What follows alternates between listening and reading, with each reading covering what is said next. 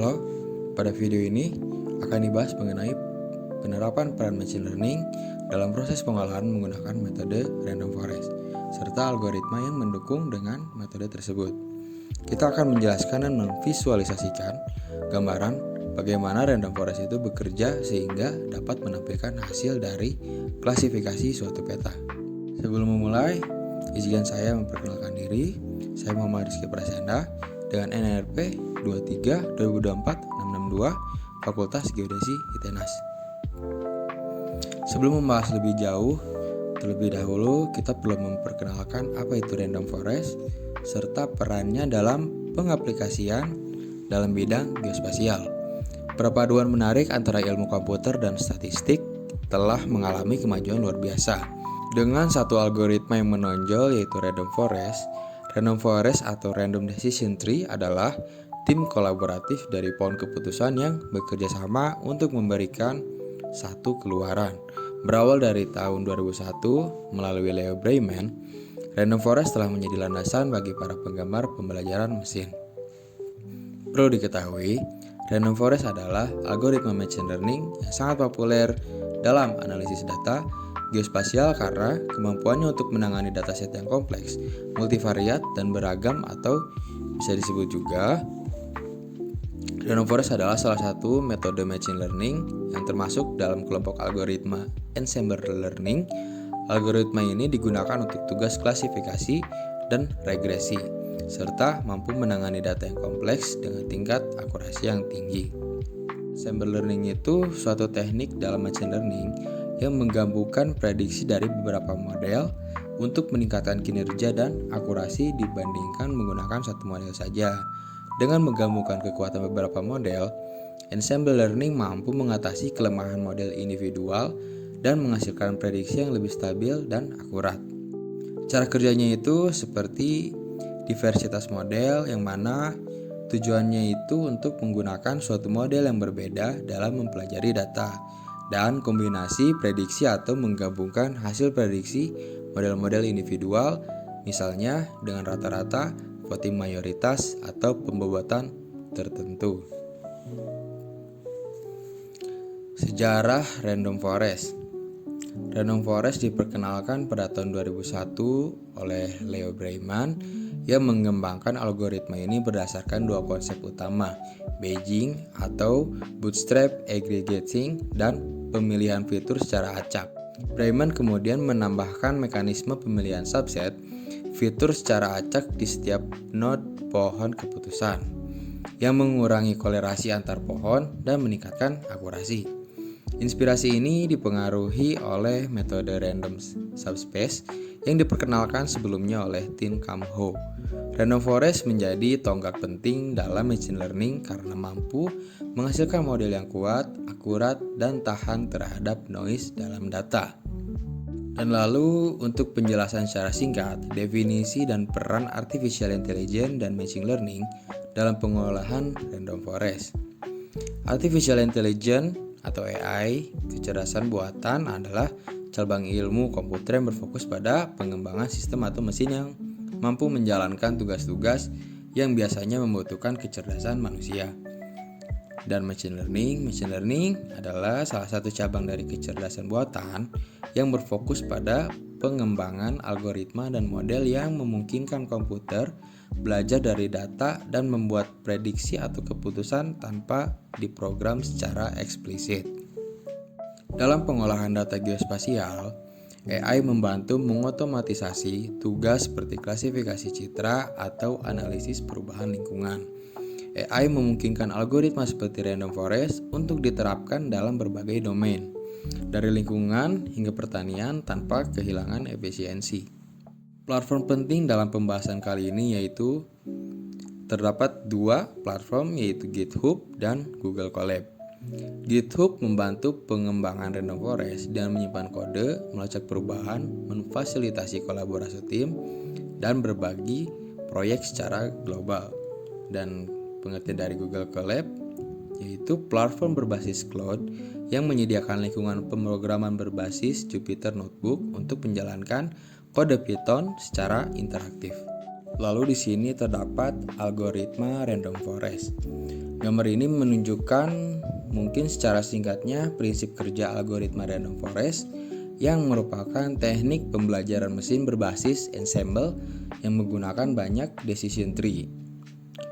Yang pertama, di sini ada dataset. Dataset awal adalah input utama yang akan digunakan untuk membuat model.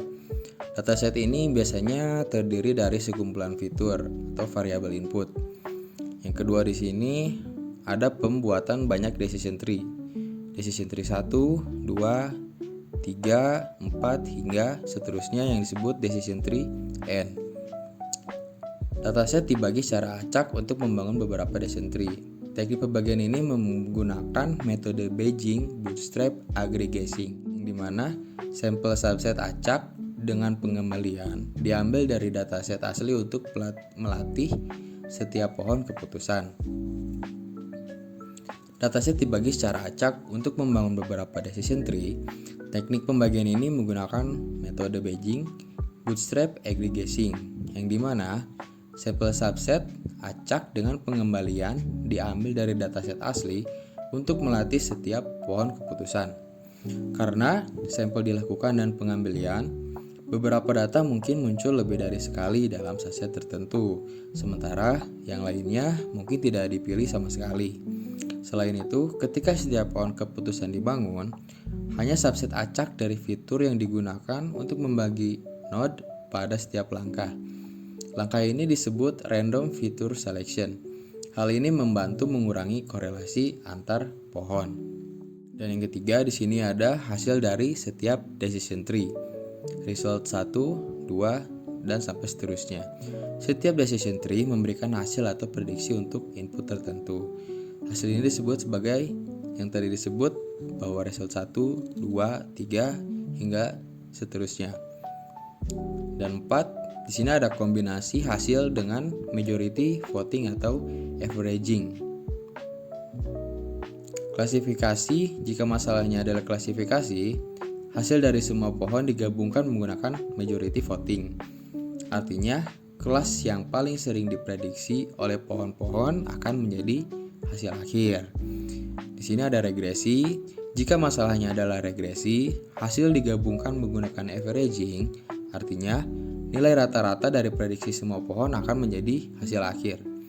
Dan yang sini terakhir adalah final result.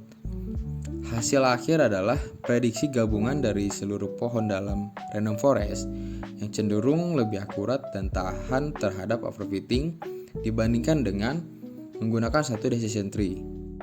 Lalu di sini langkah pertama dalam pengaplikasian random forest yaitu menggunakan platform Google Colab. Namun di sini didapatkan datanya dengan mengunduh dataset dalam format JSON. Di sini provinsi yang akan dilakukan klasifikasinya terletak di Pulau Kalimantan Selatan. Proses pengolahan dan klasifikasi data akan dilakukan menggunakan pemrograman di mana algoritma random forest akan diterapkan untuk mengidentifikasi pola-pola yang relevan dan menghasilkan model prediksi yang akurat terkait distribusi populasi di wilayah tertentu. Dengan cara yang pertama di sini kita menambahkan variabel import JSON dan mengalokasikan terhadap jenis file yang sudah diunduh sebelumnya. Kemudian setelah diisi kita klik run, maka akan ditampilkan data yang kita pilih, yaitu hanya data Kalimantan saja. Dapat dilihat angka tersebut yaitu berupa titik sudut suatu wilayah di Provinsi Kalimantan Selatan. Lalu pada tab kedua, cara kita mengetahui kecamatan apa saja yang ada di Kalimantan itu dengan cara ketik import, pandas, lalu isi variabel kembali, lalu name underscore tree. Ini menunjukkan kecamatannya sesuai dengan properties di atas. Seperti contoh, di sini ada name 1 menunjukkan provinsi, name 2 berupa kabupaten, dan name 3 berupa kecamatan. Lalu kita klik run saja, maka akan ditampilkan kembali dengan total 151 kecamatan berdasarkan data GeoJSON yang ada di sini. Kemudian di sini kita akan membutuhkan tabel populasi Maka kita akan mengunduh CSV berdasarkan hasil ekstrak data GeoJSON untuk menambahkan kolom populasi agar kita dapat mengetahui berapa banyak nilai dari data populasi tersebut. Lalu setelah kita membuka hasil CSV yang tadi, kita tambahkan saja data populasi. Setelah itu kita save as agar data sebelumnya masih bisa dipergunakan jika ingin dipergunakannya lain waktu. Pada langkah selanjutnya, kita mengimport kembali file yang telah kita tambahkan rincian populasi antar kecamatan tersebut. Dapat diperhatikan pada penamaan filenya terdapat suatu perbedaan karena dari isi data kita hanya menyimpan nama kecamatan, dan setelah itu kita menampilkan angka dari populasi antar kecamatan tersebut. Dan dapat kita tampilkan kembali bahwa pada data terbaru berupa tabel dapat menampilkan jumlah populasi penduduknya.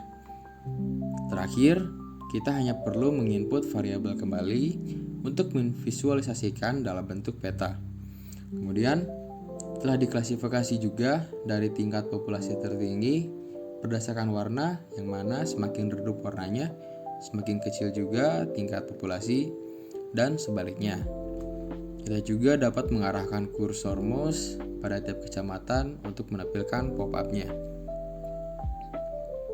Lalu di sini ada klasifikasi data. Dalam klasifikasi data ini ditunjukkan berupa gradient warna dengan menunjukkan nilai rata-rata jumlah dari tiap-tiap kecamatan di Provinsi Kalimantan Selatan. Yang terakhir, sensitivitas terhadap data yang tidak seimbang. Random forest dapat memberikan hasil yang kurang optimal jika data tidak seimbang. Misalnya, ketika salah satu kelas jauh lebih dominan daripada kelas lainnya, dalam kasus ini, model cenderung bias terhadap kelas yang dominan. Dan selebihnya, random forest ini sangat diandalkan, terutama dalam mengklasifikasikan data dalam jumlah yang sangat besar. Dan yang terakhir, di sini Leo Breiman, atau yang dikenal sebagai salah satu pionir dalam bidang machine learning dalam pengembangan algoritma seperti random forest, yang banyak digunakan hingga saat ini dalam berbagai aplikasi analisis data. Beliau memiliki kontribusi besar dalam pengembangan metode statistik yang dapat diaplikasikan pada data besar dan kompleks. Sekian, terima kasih telah menonton video ini, semoga bermanfaat.